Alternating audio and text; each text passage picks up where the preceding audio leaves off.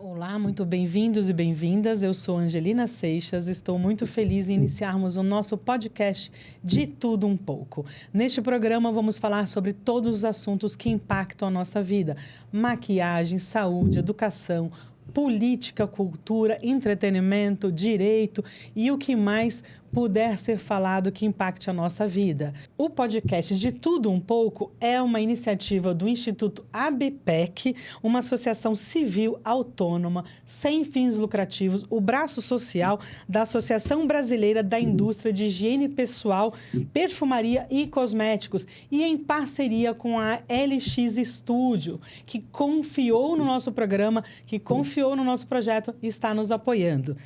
O Instituto ABPEC desenvolve um projeto importante chamado de Bem com Você, a beleza contra o câncer. Realizamos oficinas de automaquiagem e autocuidado para pacientes em tratamento oncológico. E apesar do tratamento de câncer ter avançado muito nas últimas décadas, esse diagnóstico continua sendo ainda muito difícil. E é um momento de muito medo, de muita angústia para paciente ou paciente oncológico.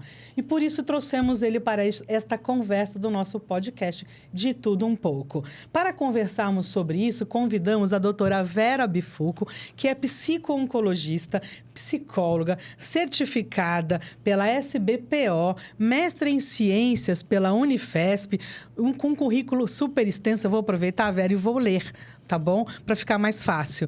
Psicóloga integrante do Ambulatório de Cuidados Paliativos da Unifesp, coorganizadora dos livros Câncer, uma visão multiprofissional, e Cuidados Paliativos, um olhar sobre as práticas e as necessidades atuais. Também é coautora do livro Cuidados Paliativos, Conversas sobre a Vida e a Morte na Saúde, e coordenadora do Comitê de Cuidados Paliativos da Sociedade Brasileira de Psico-Oncologia. Um currículo extenso, maravilhoso, numa área que, apesar da gente falar muito, é ainda muito difícil para que os pacientes entendam as necessidades psicossociais e psicológicas que eles têm nesse dia. E, doutora Vera, seja muito bem-vinda. E, antes de mais nada, muito obrigada pela sua presença e para conversar conosco sobre esse tema tão delicado. E vamos começar falando um pouquinho sobre você. O que é psico-oncologia e qual é o papel dessa especialidade? De que maneira vocês participam da vida do paciente? Bom, em primeiro lugar, é uma alegria, uma honra muito grande estar aqui no seu programa, no programa da ABPEC, a Beleza contra o Câncer, falando de um assunto tão importante, né? Eu sou psicóloga clínica, psico-oncologista. O que é a psico-oncologia? É uma área de interface entre a oncologia e a psicologia, onde a gente estuda todo o impacto do diagnóstico de câncer para o paciente, para a família, as pesquisas relacionadas ao câncer. Então, nós temos ações que vão desde a prevenção, o momento do diagnóstico, que permeia todos os estágios do tratamento e que chega também aos cuidados paliativos. E, doutora Vera, uma pergunta. Quando um paciente recebe o diagnóstico, né? E aí, o tema do nosso programa é Virei paciente agora, né? Recebo. Em que momento ele recebe esse diagnóstico? Normalmente ele ocorre numa consulta médica, num exame, num consultório psicológico? Como é? Não, acho que é muito importante a gente falar sobre esse tema, porque algumas questões precisam ser muito clarificadas. Em primeiro lugar, é o médico que passa o diagnóstico para o paciente. Não é nenhum familiar, não é a psicóloga, não é a enfermeira, não é o amigo mais íntimo, a amiga mais querida, não. Quem tem que passar o diagnóstico de um câncer para o paciente e família é sempre o médico. E dá para entender muito bem isso.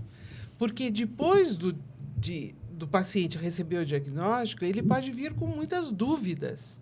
E essas dúvidas somente compete ao médico, somente ele é que pode esclarecer todas as dúvidas que vão surgir do paciente e da família. Então, ele é a pessoa certa, capacitada, que tem o conhecimento para sanar todas as dúvidas que possivelmente, né, e normalmente surgem a partir do diagnóstico. Né? Tá. E, doutora, vamos falar então sobre o diagnóstico do câncer. Normalmente as pessoas colocam o termo câncer numa prateleira única, né? Tanto para o bem quanto para o mal. Então, assim, as pessoas dizem, fulano tem câncer ou a ciência não encontrou a cura do câncer, né? Existem diferentes tipos de câncer, isso a gente já sabe. Como funciona e como essas diferenças de câncer podem influenciar para que um paciente aceite de uma forma ou de outra o diagnóstico? A tua pergunta é muito ampla, então eu vou focar um pouquinho mais. Okay. Em primeiro lugar, que eu acho que o momento mais crucial é a hora que o paciente... Eu sempre falo paciente e família, porque paciente e família representam uma única unidade de atendimento. É impossível você atender o paciente e desconsiderar a família, ou atender a família e desconsiderar o paciente. Então, essa família, ela é cuidadora, mas, ao mesmo tempo, ela é receptora de cuidados também. Eu digo que se eu quero, Vera, agora eu falo por mim, se eu quero que o meu paciente esteja bem, eu quero que a família dele esteja ótima. Por quê? Porque quando ele sai das mãos da equipe multiprofissional, quem dá seguimento a esses cuidados é a família. Então, essa família tem que estar bem mesmo. E ela tem que ser atendida no mesmo grau de importância que o paciente oncológico, tá? Bom, por que eu, Vera, considero o momento do diagnóstico o momento mais crucial? Nós, na vida, em todas as fases da vida, da infância, adolescência, adulto jovem, nós nos preparamos só para coisas boas. Não é? Sim. Então, a gente se prepara, a gente estuda para entrar numa faculdade ou para ter um emprego muito bom, para se preparar na vida, casar, ter filhos, viajar. Ou seja, nós nos cercamos sempre de projetos positivos. Sim. Ninguém diz, bom, então, numa determinada idade, eu vou receber o diagnóstico de câncer. Ou seja, o ser humano, ele não está preparado para receber uma notícia, seja de um câncer, seja de alguma outra doença, os desafios da vida. Ele não se prepara. Então, realmente, o momento do diagnóstico é aquele momento onde, se você fizer uma enquete com uma grande maioria de pacientes, diz assim, não, foi um momento do grande impacto. É aquela hora que tira o chão, e agora, o que eu vou fazer?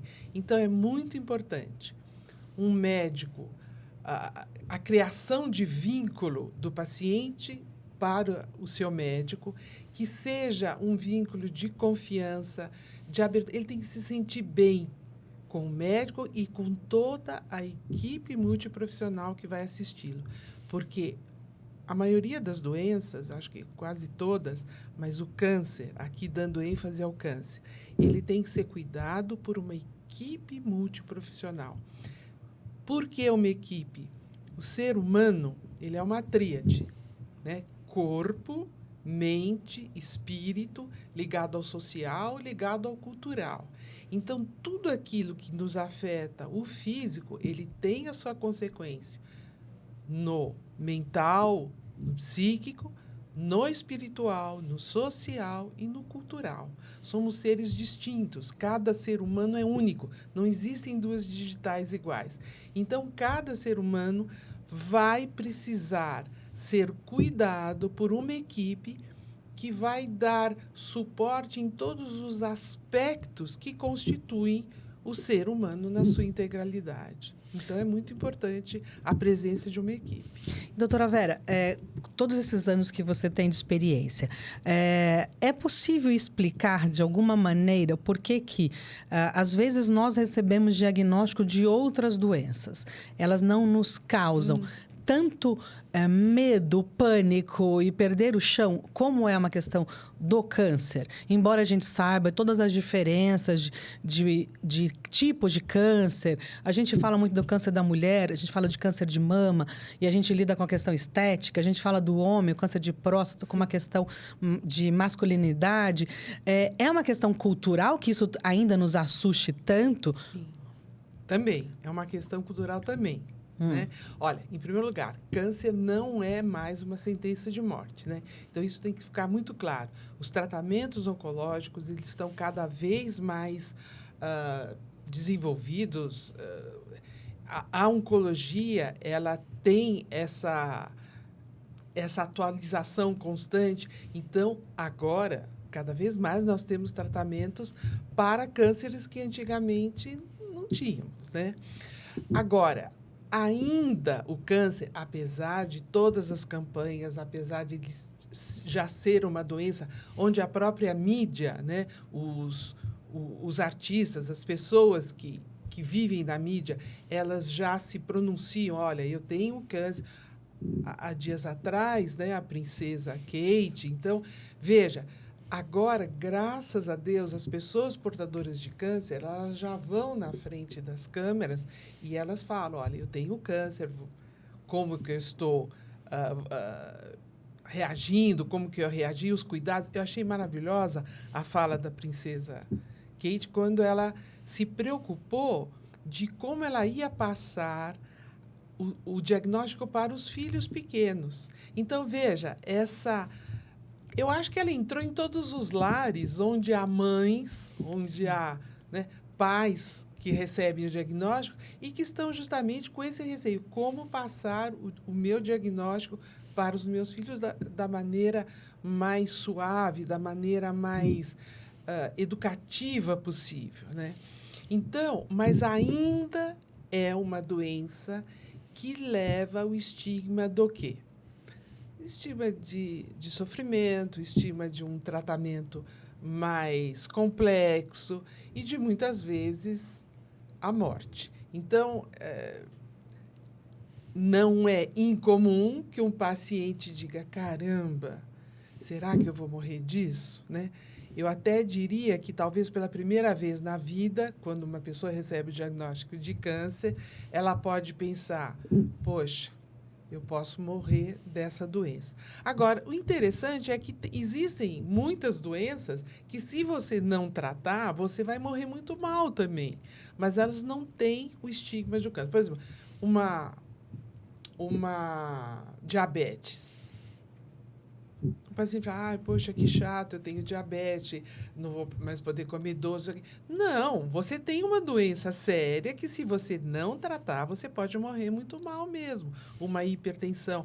Mas ainda o diagnóstico de câncer, a gente está justamente batalhando para isso. Acho que o programa ele vem de encontro a essa necessidade de tratar o câncer como é o nome de uma doença com vários tratamentos, há mais de 3.000 tipos de câncer.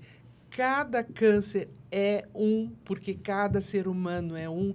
Então, não existem dois seres humanos iguais, não existem dois diagnósticos de câncer iguais.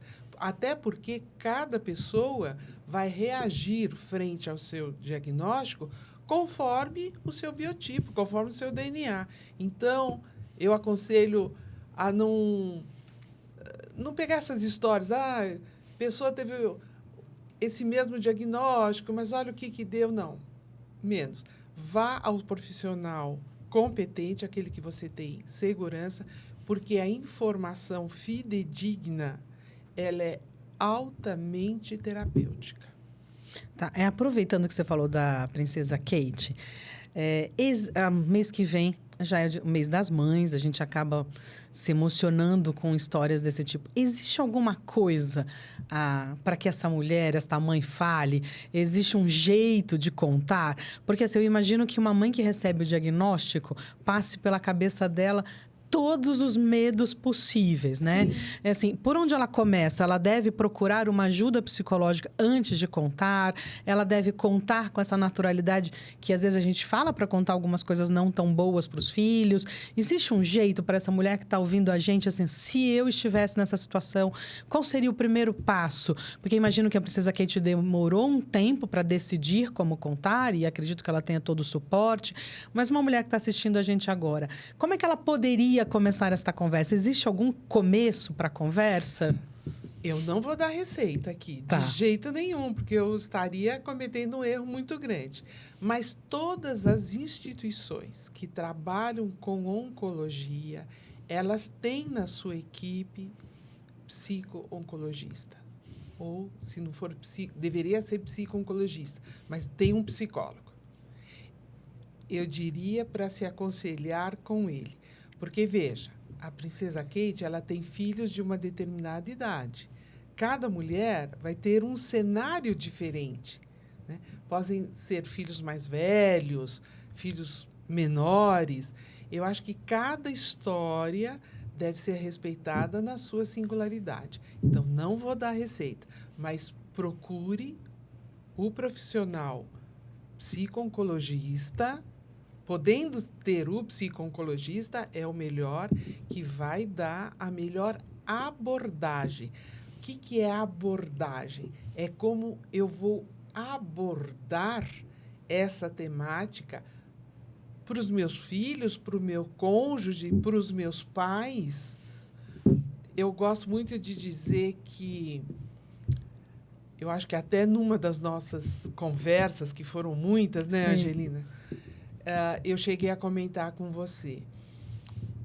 A doença, ela é recebida, né, pelo paciente, mas o diagnóstico, ele é recebido por toda a família. Eu diria que, naquele momento, a família toda está com câncer, né? Lógico, metaforicamente.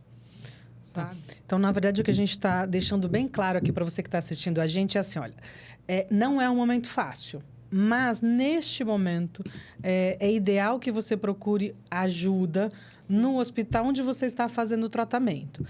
Todos eles, como a doutora Vera falou, têm algum serviço de psicologia, tem alguns que têm serviço de psico-oncologia, todos eles têm um serviço de assistência social.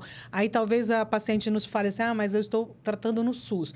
Então, o SUS também oferece esse serviço. Sim. Então, não... O importante, eu acho, doutora Vera, que é a mulher falar, é o paciente falar, é ele dizer que precisa de ajuda. Porque, às vezes, ele se fecha na doença e não procura ajuda para resolver aqueles outros problemas que advêm da própria doença, né? Do diagnóstico de câncer. Então, se o paciente precisa... Estou pensando um pouquinho, você está falando, estou pensando um pouquinho na minha história de vida, né? Na minha história, todos os locais que eu trabalhei, particulares, eu trabalhei no SUS, trabalho ainda no SUS, existe essa retaguarda dessa equipe. Às vezes pode ser o assistente social, às vezes pode ser uma enfermeira, às vezes o próprio médico. Mas, com certeza, e eu acredito, né, aliás, é uma esperança muito grande, né, que todos tenham também a psicologia. Então, e, de repente, num primeiro momento, divide isso com o seu médico. Porque, se você tem um vínculo de confiança com o seu médico, até ele pode dar os primeiros passos. Mas é muito importante que o paciente oncológico e família sejam cuidados por uma equipe multiprofissional. E, doutora Vera, nós que temos o projeto de Bem com Você, a gente às vezes percebe muitas pacientes se fechando. A gente já teve situações em que a família não sabia do diagnóstico, ela preferiu não contar, então ela sofre esse momento sozinha, é uma escolha dela. Mas o que a gente quer reforçar no programa é: procure informação qualificada. A gente tem sempre discutido muito e falado assim, nós usamos a internet, nós temos o Google, nós temos, mas ele não é o local adequado para buscar essa informação. Não. Porque as histórias que nos vêm são sempre, dependendo da palavra que você coloca para a busca, ela vai ser muito pior a resposta. Então, eu sei que talvez a paciente ou o paciente que está passando por esse momento comece conversando com o médico, que é o oncologista, que é o clínico que eventualmente começou essa conversa com você, diga para ele quais são as suas dores e, como você falou, doutora Vera, realmente todos os hospitais que nós contactamos, neste primeiro momento, oferecem algum tipo de serviço. E na cidade de São Paulo, pelo menos, se você não conseguir em nenhum hospital, a própria UBS tem, por princípio, ter um atendimento multidisciplinar com as suas falhas, com as suas deficiências por conta do serviço, mas ainda assim é um bom começo para a gente começar a perguntar, se eu tiver essa dor, onde eu procuro ajuda? Comece pelo hospital. Né? E falando sobre como conversar, considerando todo esse diagnóstico, você ainda acha importante a gente conversar sobre prevenção? Bom, prevenção é a maior garantia de cura que a gente tem. Né? Então, eu acho que eu considero prevenção como um autocuidado, sabe? Tá. Eu considero muito isso. Se você se gosta, se você gosta de você, cuide-se. E a prevenção nada mais é do que um autocuidado. Então, ir ir à ginecologista, ver os exames, sem exagero. Eu sempre digo assim, sem o exagero, menos é mais, né? Mas sempre seguindo a recomendação do seu médico de confiança, tá? A Angelina está falando do Google. O Google, ele serve para pesquisa. Você não está no Google. O Google, você coloca um nome, ele vai te dar uma abrangência de coisas, informações a respeito daquilo. Mas lembre-se, você não está no Google. E cada ser humano, ele é único. Eu acredito muito na individualização do cuidado, tá? Que, aliás, é um dos princípios desse movimento da Slow Medicine Brasil. O que fala a individualização do cuidado? Se cada ser humano é único, cada ser humano tem que ser cuidado dentro da sua história, dentro da sua individualidade. Então, o que nós nos propomos a fazer? Unir a história biológica da doença, né? Por exemplo, eu, como psico-oncologista, eu tenho que saber minimamente os tipos de câncer. Quando um paciente vem e fala, é um câncer de mama, é um câncer de próstata, enfim, o câncer que for, minimamente eu tenho que conhecer, eu não sou médica, mas minimamente eu tenho que conhecer, mas conhecer a história biográfica do paciente. Quem é esse paciente?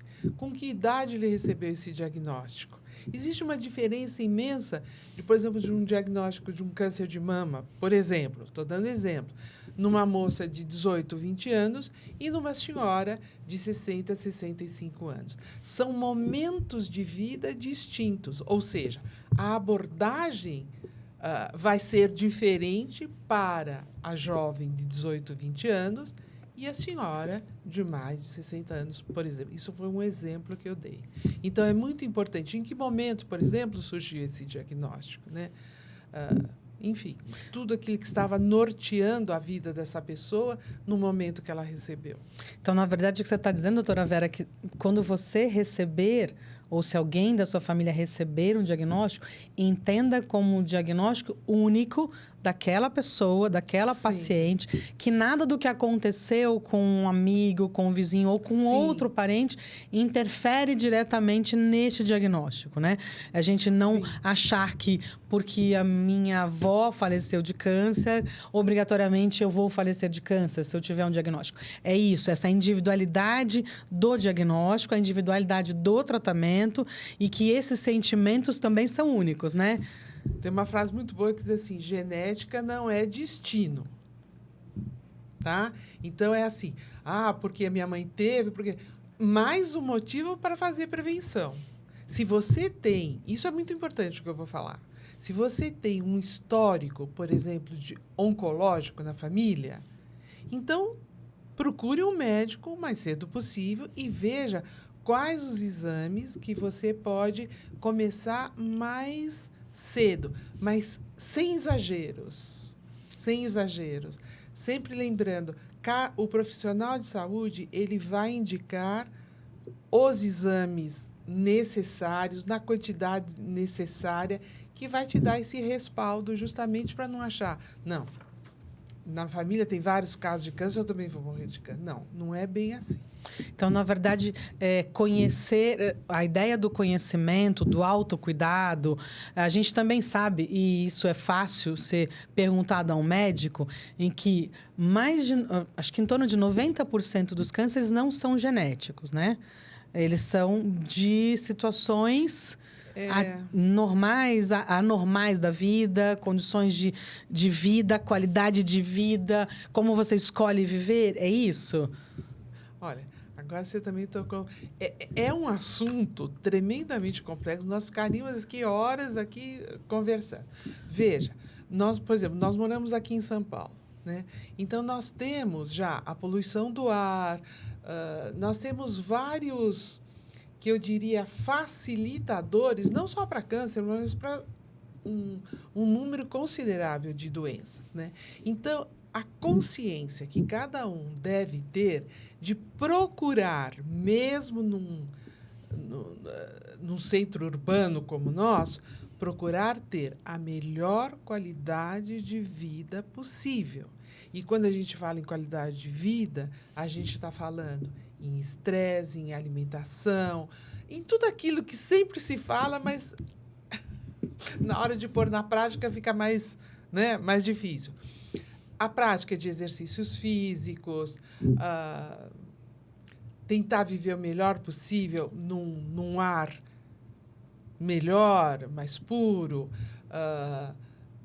a espiritualidade, que é fundamental. Quando eu falo de espiritualidade, eu não estou falando de religiosidade, são coisas diferentes.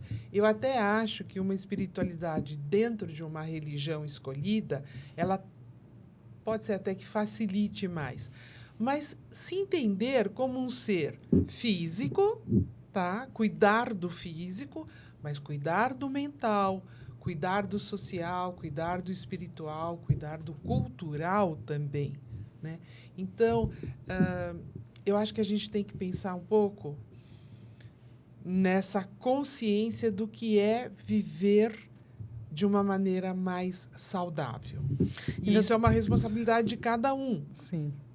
Doutora Vera, uma pergunta. Como psicóloga, é possível que uma pessoa não diagnosticada com câncer ou com uma doença grave se prepare psicologicamente ao longo da vida? A minha pergunta quer dizer assim, se eu estudar sobre este assunto, se eu entender tudo que envolve uma doença, que foi um aprendizado que eu tive com você numa outra conversa, que um paciente paliativo não é só aquele que está numa fase terminal, que essa é uma diferença que eu achei assim fantástica, em entender que quando a gente fala sou um paciente paliativo, exatamente o que significa, e eu gostaria que você explicasse, e se, sabendo que somos seres humanos, como você falou, físicos, se eu consigo me preparar psicologicamente para qualquer doença. Duas perguntas complicadinhas. Não, eu diria assim, não é que elas são complicadas, são perguntas assim... que dá margem para uma outra conversa. Boas conversas, né? Bom, eu sou mestre em cuidados paliativos, né? Eu trabalho com cuidados paliativos desde 2002. É a minha área de atuação e eu tenho assim eu tenho um amor muito grande por ela. O que são cuidados paliativos, né? Cuidados paliativos é uma abordagem que visa dar qualidade de vida para pacientes que sofrem de doenças que ameacem a continuidade da vida, né? Em primeiro lugar, nós somos uma sociedade que está vivendo mais, tá? Isso é fato. Sim. Então, quanto mais essa sociedade vive mais nós vamos ter pacientes com doenças crônicas, degenerativas, ativas, progressivas. Né? E não são só oncológicas, são neurológicas. Então, veja, nós temos toda uma ciência que está prolongando os anos de vida, tá? Só que uma hora esse prolongamento, uma hora também chega ao fim. Mas, quando a gente fala de cuidados paliativos, quanto mais cedo o paciente procurar os cuidados paliativos, e isso é direito de todo paciente, e o cuidado paliativo está no SUS, porque eu mesmo trabalho há muito tempo dentro do SUS em cuidados paliativos.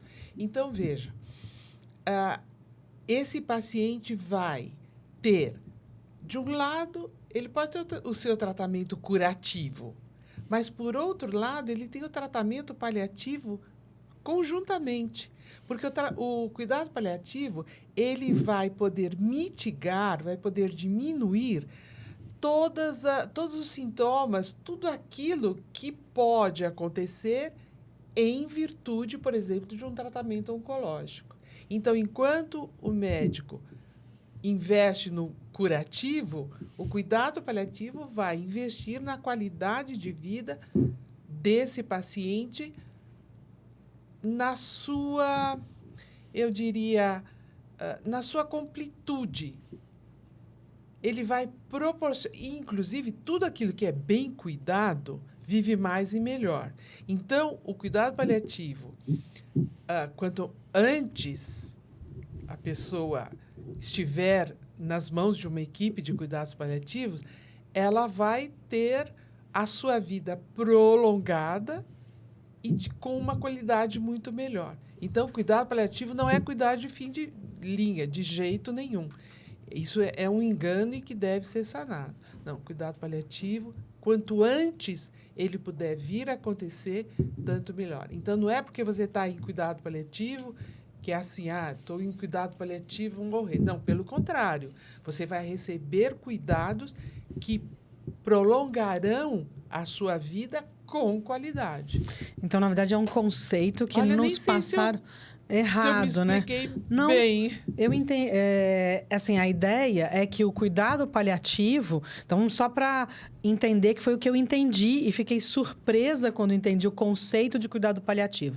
Então, cuidado paliativo, ele existe para que, uma vez que você tem um diagnóstico de uma doença que precisa de um tratamento mais prolongado e uma doença um pouco mais séria, ele visa dar ao paciente qualidade de vida, ao mesmo tempo em que um outro médico, que no caso, vamos falar de câncer, a gente está falando de um oncologista, vai cuidar da questão curativa. Sim. Então, é importante falar sobre isso, sabe por quê? Às vezes o médico ou alguém fala que o paciente está em cuidado paliativo e ele abala todo mundo, porque é essa sensação de que a morte está mais próxima. E não necessariamente. Eu posso prolongar a vida do paciente com qualidade, porque acho que essa é a ideia do cuidado paliativo, com o paciente nesse tratamento multidisciplinar. Eu diria que ele vai receber um tratamento tão mais amplo, tão mais adequado para ele, que vai lhe deixar realmente viver mais e melhor. A grande maioria dos oncologistas, eles já são oncologistas e fazem cuidados paliativos juntos também. E olha, assim, até para esclarecer um pouco mais, para não ter dúvida nenhuma, né? Eu trabalho não só com oncologia, mas eu trabalho com neurologia também. Trabalho com as demências. Por exemplo, um diagnóstico de demência, né, já é um diagnóstico para cuidados paliativos. E as demências são as doenças neurológicas mais longas em cuidados paliativos. Eu posso ter um paciente com demência até 22 anos. E esse paciente vai estar com o seu médico, mas também com uma abordagem paliativa. Com qualidade de vida. Sim. Que é isso que a medicina hoje busca. E essa certeza que nós teremos que ter ao longo dos próximos anos, que envelhecemos mais, portanto, teremos mais doenças. Isso é uma coisa que a gente precisa trabalhar também desde muito cedo na questão psicológica, porque, assim, é fato que há 50 anos morríamos bem mais cedo. Hoje, de doenças infecciosas. De doenças infecciosas, por exemplo. Só que agora a gente tem um arsenal farmacêutico, né, que combate essas doenças infecciosas. Então, a gente tem um prolongamento de vida maior. Mas, logicamente, eu acho que a gente tem que se preparar para envelhecer. Olha, bom, quem está falando é uma mulher de 70 anos. Então, eu acho que não é de hoje que eu penso no meu envelhecimento. O envelhecimento é uma construção de todas as fases anteriores a ele, né? Quer dizer, não é um dia que você vai acordar e falar assim, virei velha. Não, você está indo, homeopaticamente você está indo. Então, eu acho que se você quer ter uma qualidade de vida nessa fase do envelhecimento, é uma construção que você tem que pensar. Eu diria que você tem que pensar desde lá de trás, quando você é adolescente, como é adulto jovem, como você cuida da sua saúde, como você constrói os seus pilares para um envelhecimento sadio. Tá, doutora Vera, voltando à nossa pergunta inicial, que você respondeu, que a gente deve buscar apoio, primeiro no hospital, e para toda a família, quando aquela angústia que acontece do virei paciente agora e esse desespero, ele é natural do ser humano, ele vai acontecer. Ou seja, o paciente que recebe esse diagnóstico não precisa se fazer de super-herói, super forte. Sentir estas dores todas faz parte deste processo. Angelina, é assim, não dá para generalizar. Eu tenho muitas histórias, na minha história profissional de vida, eu tive um paciente oncológico que não morreu de câncer, e que ele falou uma frase que, para mim, assim, marcou a vida dele. Ele falou assim, se não fosse o câncer, eu tinha morrido. Ou seja, um paciente que ele tinha uma vida totalmente desregrada, comia errado, era workaholic, trabalhava demais, sabe? Não dava atenção a outros prazeres da vida. Com o diagnóstico de câncer, ele passou a ter uma vida totalmente diferente. Então, ele deu atenção à alimentação, exercícios físicos, ao tratamento, sim, sabe? Mas ele foi fazer coral, ele foi fazer teatro, curso de fotografia, tudo aquilo que ele não fez a vida inteira. E essa frase dele, acho que até é um alerta. E eu acho que, muitas vezes, o câncer, ele é um divisor de águas, sabe? É assim, ele pode dar aquele alerta, dizer assim, o que tem que mudar na sua vida? Para melhor. Para melhor, sempre mudar para melhor.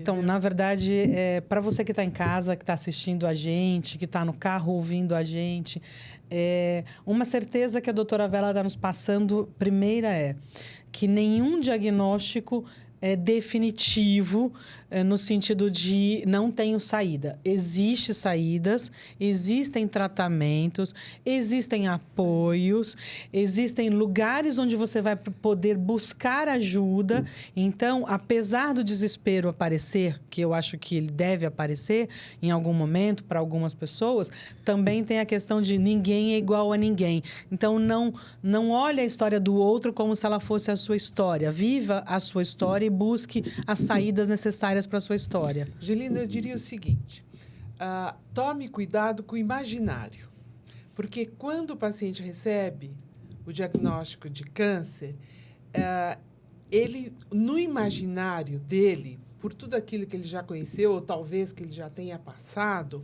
ele pode fazer uma ideia errada. Eu posso sofrer pelo real e eu posso sofrer pelo imaginário. Tá? Pelo real, eu tenho meios de minimizar o meu sofrimento, através de buscar orientações e informações fidedignas. Quando a gente sofre pelo imaginário, é uma coisa que não tem fim. Então, cuidado, né? A gente tem muito cuidado quando aborda o paciente. Afinal, o que ele entende por câncer? O que foi que o seu médico te falou? Quais são suas dúvidas? É muito importante essa abordagem de acolhimento para o paciente assim que recebe o diagnóstico. E a ideia de que ele não está sozinho, não, né, doutora Vera? O paciente nunca está sozinho. Não. Uma vez que ele está diagnosticado, está em tratamento, tem uma equipe pensando nele e cuidando dele.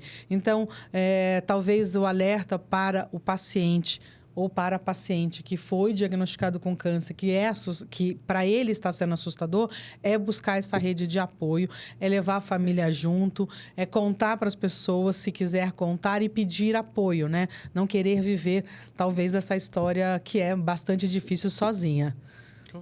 A conversa foi maravilhosa, doutora Vera, extremamente esclarecedora. Eu quero agradecer novamente a presença da doutora Vera, a da nossa querida Lício Gita e dos nossos amigos Sérgio Braga, Lucilo Peronde, Leandro e José Carlos, que acreditam nesse projeto e estão conosco, junto com o LX Studios, tornando realidade o projeto do Instituto ABPEC.